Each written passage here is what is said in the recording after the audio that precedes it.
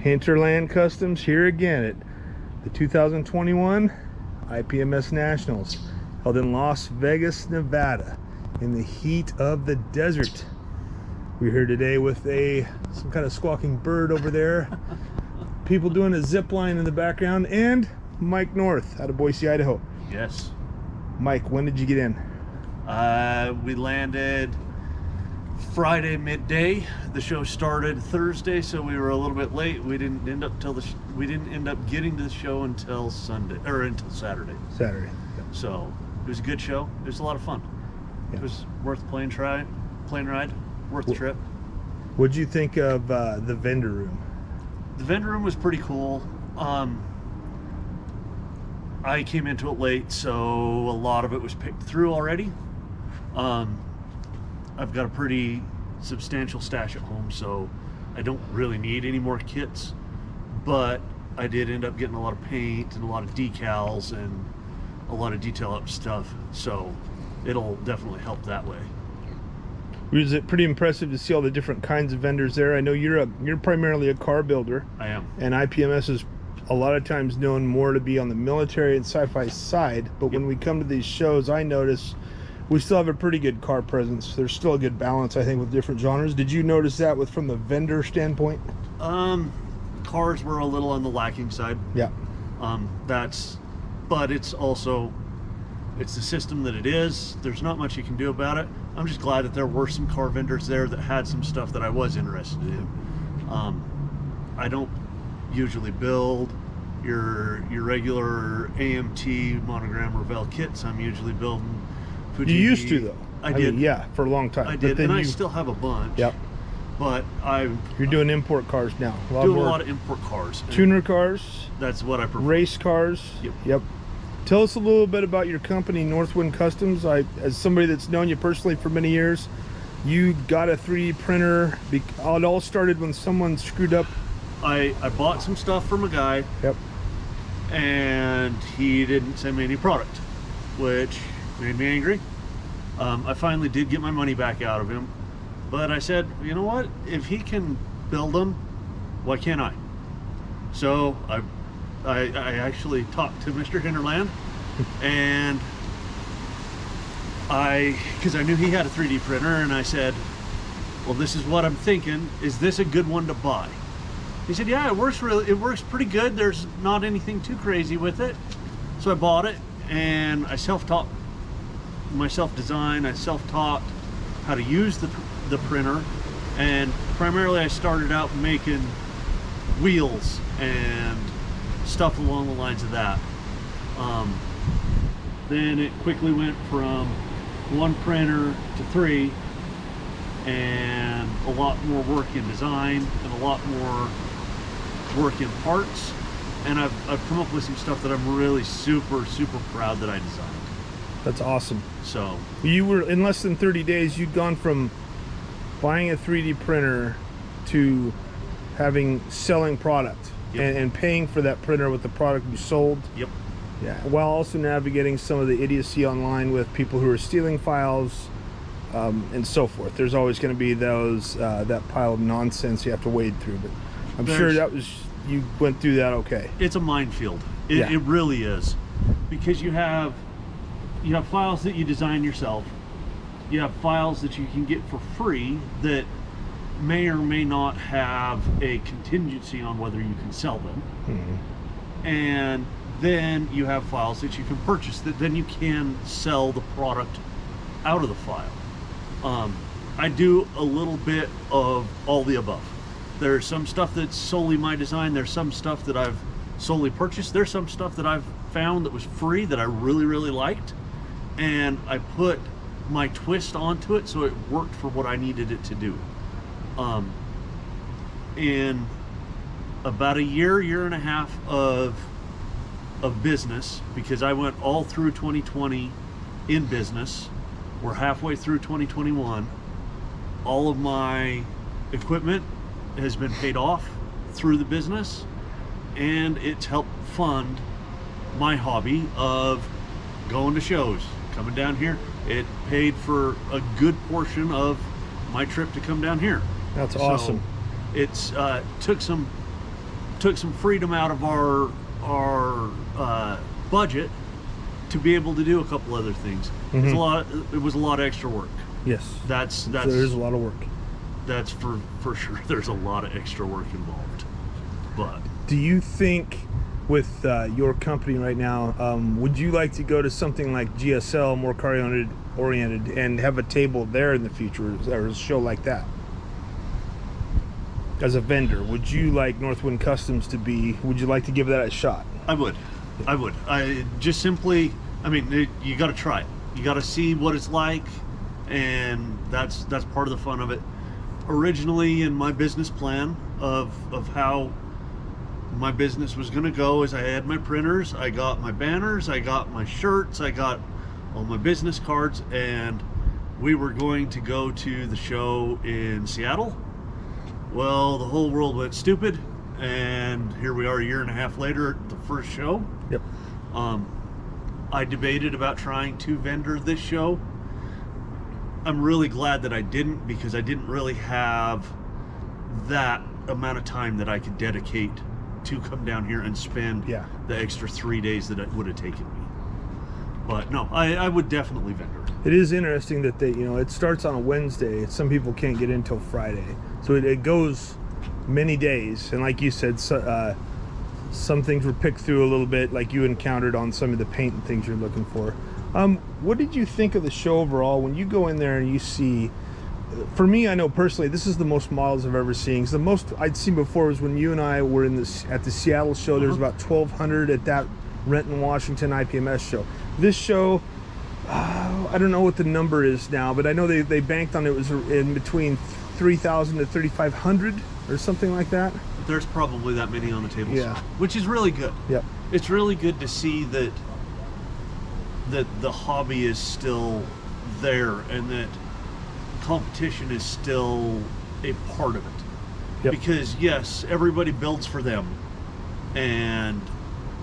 but if you have the competitive side of it, that's going to drive you to the shows, to the vendors, to buying a detailed upset for this specific car. Yep. And it helps everybody out.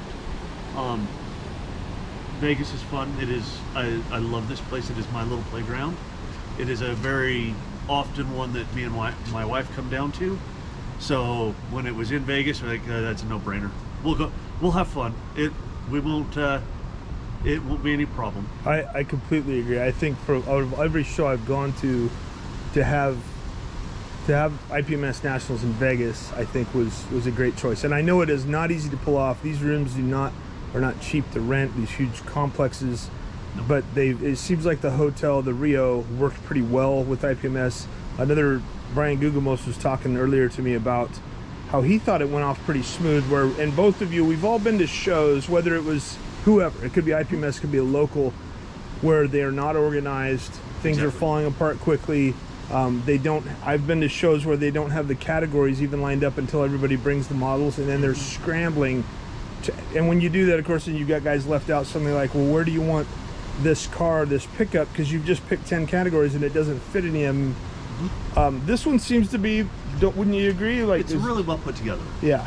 So I've been to, this is billed as the very best of the West. Yes.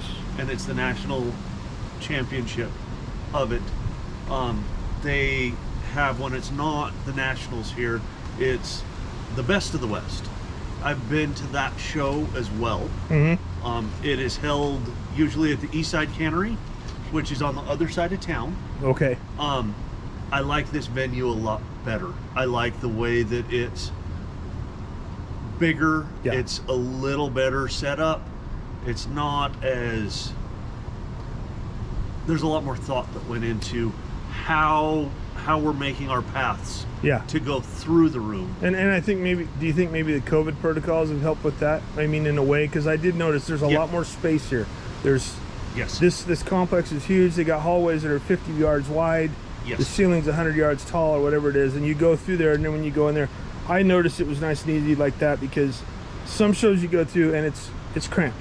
And you've got card tables that are, you've got just enough room, and I mean, if you turn your elbow, next thing you know, you're bumping into somebody, and you sure don't want to bump into a model on the table. So Exactly. this one seems to have some space. Exactly. No, that part of it is been really nice, and most of the IPMS shows usually have a little bit wider area so that you can still have a path to go down the path. Yes. But you can have somebody that can really be in focus, in depth on the car that they're putting together. Yeah. Or the car that they're taking a look at. Yep. Yeah, So- definitely. Yeah. No, it was good. Like you said, it's a fun town. I think, again, it was a great place to have the venue. Yes. Yeah, let's see, you did not bring anything down, is that correct? Okay, and a lot of us didn't. You know, a lot of us with travel and stuff, it's, I did mention earlier, somebody did try to ship something and found out the hard way that when you ship something, Things get broken. things get broken. A built model is hard to get from point A to point B, no matter the shortest distance. You could be shipping it from 40 miles from here, and something could happen in that time frame. So I've had breakage that I put together and set in the trunk of my car. Yep. And I drove for 3 hours. Yeah. And I had breakage that it was 100% And you wouldn't- under my control. yeah, So Yep. breakage happens. I'm sure it will come back to Vegas again. yeah, And I'd like to see that. and if we were driving, that'd be a different story. Absolutely. I would have loaded some stuff up and Yeah. and I would have showed down here. But I didn't want to deal with it on an airplane, and I couldn't quite get the time off to drive, and that's a lot of extra cost where it's actually saving me money to fly. Yep. Now you're posting most of your stuff these days on Instagram and Yep. Facebook, is that correct? Or mostly Instagram, IG? Most of them is Instagram. I have a Facebook page that is the same business name, Northwind Customs. It's actually Northwind Customs 208 on Instagram, and it's Northwind Customs on Facebook. Facebook, yep. I haven't been the most active with posting as of lately, just because my one-to-one job has been quite demanding with all of the people that are out of work. We're also hurting for getting employees on us. So Yeah, you're understaffed. You're also working in the heat every day, and as some people know, we've had the hottest heat wave on recorded history coming through this summer. I want to say it started about June 20th in the triple digits, and it hasn't really let up. I think they said it was over 30 days at over 100 degrees. For our part of Idaho is insanity. Unprecedented. Yeah, and for those that are using Celsius, 37.7 Celsius is 100 degrees Fahrenheit. So 37 to 41, we've been in that range for some time. In closing, what was the coolest thing you saw on the tables today? Like in just browsing, was it a tank? Was it a spaceship? Was there a car you saw that really stood out to you? Well, there's a lot. There was really a high quality of cars that were there, and cars were mainly the part that I looked at. I did look at a couple of tanks as walking around with the people that I was talking to at that time. There was a tank that was in a diorama that really sticks out, that was done really, really, really well. I'll note that was a French tank. That was I believe it was the Renault, and it was down in the mud puddle. Yeah, it had gone down in a shell crater, and there was a bigger than a mud puddle at that scale, but yeah, down in the water. And it was really high quality, really well put together. There was beautiful paint jobs everywhere, whether it be flat and weathered, or whether it be the shiniest shine. There was quality everywhere. Yep. The vendor, it was really good, and it's hard to say one thing over another is the best part of it. Really, I think the best part of it is being able to come back to shows again for me. Is being able to absolutely get out of the house, get out of work, go somewhere again, go to an event with like-minded people. It's been a blast. I agree. I think the way people connect here, we've run into a lot of people from the YouTube and Facebook that we know. That's been really cool to visit with them. When you meet new people, I love talking to the vendors and finding out how far they traveled. We had guys that drove clear from Wisconsin. Yep. There was a guy here there was several people here from Florida, and that's, I don't know how many hours it is. I know from Wisconsin it was like 26-hour drive. Florida, you're gonna tack on many more digits on that. So now again, some of them they probably flew and didn't drive, but there were some that drove from a long ways away. I've seen people here from Massachusetts, South Carolina, just all over the United States. So exactly. that's been pretty impressive. That's how much they love this hobby, is when they have an opportunity to go to a show, they make it work. So Mike, thanks so much, bro. It's awesome. This has been great. Glad you're having a good time, and we'll see you soon. Exactly. All right, buddy. Take care. You're welcome.